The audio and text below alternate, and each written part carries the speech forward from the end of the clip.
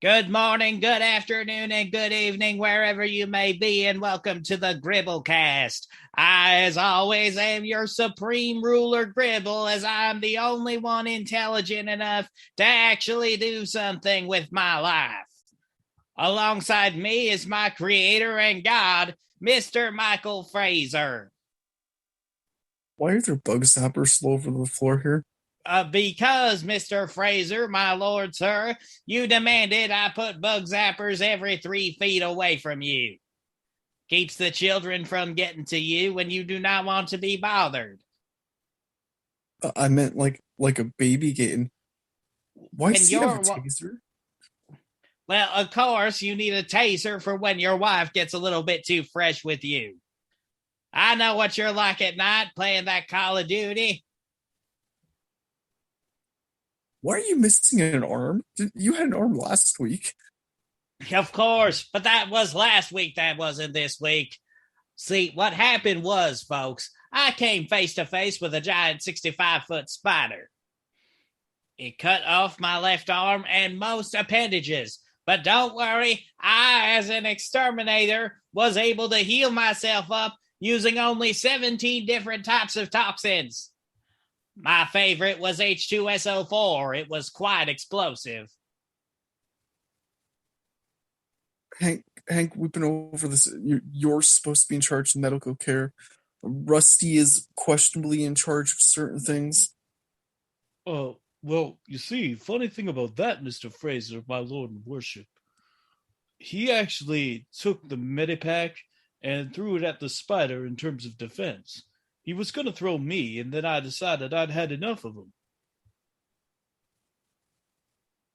This is why we're way over healthcare coverage. And that is because we have free universal health care. Hooray for Canadian exterminators, eh? Oh, man. You could only imagine what we'd be like if we were the American exterminators.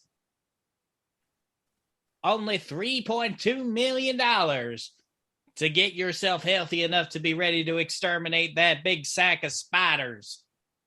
And the hobgoblin. He's the biter. I'm still waiting for you to get the Gorgon out of my attic. Yeah. Well, you see, that's coming soon. But unfortunately, our team of researchers can't figure out if that's a Gorgon or you. Well, clearly I'm here, and I'm Yes, but getting you're way too many turning gnomes people to upstairs. stone.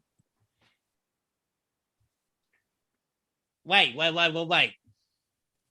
Do you have snakes in your hair? No. This is why we need to research, people. That's Hank's job. Well, see, there again, I kind of wanted to just throw him up there. See what worked, what didn't. You know, just simple, normal people things, man. He doesn't believe in magic, remember?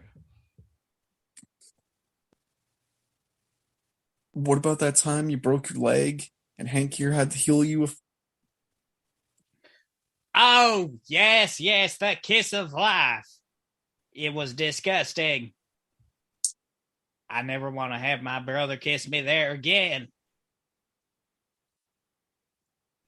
It was funny, too. I was in some sort of Snow White casket. You remember those? I had 7 ornery men all around me.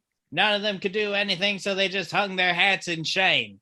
And then there was this one, we called him Dopey. He was quite happy about the whole thing. If only they could have his enthusiasm, Fraser. If only. Where the bloody hell is the Brit? I only really came here to talk to the Brit. Well, Inspector Conley, who will be coming with you on a future adventure, will be here shortly. Inspector Connolly. I like that name. Is he like Inspector Gadget? Does he have any of those powers? Like, go, Connolly arms, and then it just goes like springy out? No, but he does have a pop-up mace. Oh. That could be interesting. Tell me more about this inspector who's going to be my partner. Well, he for some reason reviews his cases as if he's reviewing Hollywood blockbusters. I don't know. I feel like he just started doing this in very stressful times of where he gets sent by the investigation team. I see. You know, he keeps saying, like, what was it? He has this thing he keeps going on about biscuits. Oh, yeah. Something about crumbling them, right? And whenever he's at his angriest, he's always like, you know what, crumbles my biscuits. And it doesn't make sense. What biscuits? I've never seen this man actually eat a biscuit. Maybe that's why he's a little late. Maybe he's just eating up the crumpets. Maybe, unless the producer's trying to get him out of his office again. Or maybe she's trying to get into his office. His oral office. Hello! I made a funny. Well, of course you made it funny, Gribble. That's what you do. You make funnies. You were so funny that you totally forgot that anything was actually happening. And of course, ladies and gentlemen, we finally have confirmation that the Brit is coming into the podcast. So, ladies and gentlemen, thank you so much for listening to the Gribblecast. I, of course, am Gribble. I mean Rusty Shackleford. And I will talk to you all a little later. Gribblecast is not responsible for anyone being burned, maimed, impaled, or murdered.